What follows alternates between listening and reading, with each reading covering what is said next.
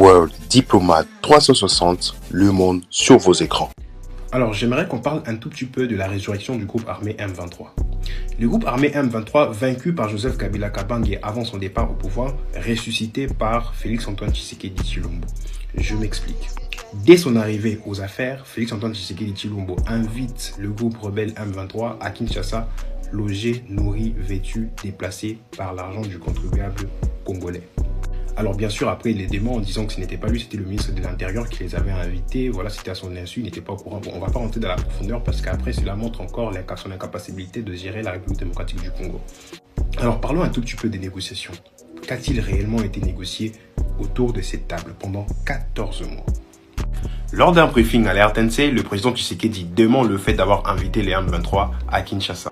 Alors bien sûr, ce dernier fait porter le chapeau à son ministre de l'Intérieur, M. Gilbert Kankonde, qui je rappelle est un membre de l'UDPS.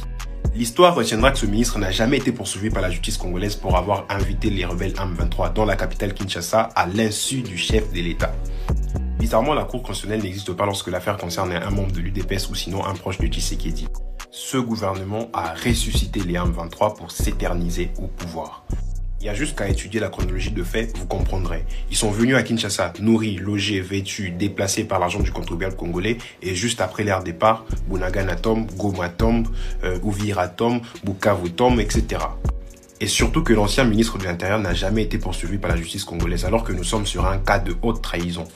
Pourquoi n'a-t-il pas été poursuivi? Mais c'est simple, il risquerait de dévoiler le secret lorsqu'il se sentirait menacé. Moi, je ne fais que dire ce que les gens ont peur de dire à haute voix afin de faire comprendre à Félix Tshisekedi que le Congo n'est pas la parcelle de Etienne Tshisekedi Wamulumba. Oui, le Congo, il est pour tout le monde.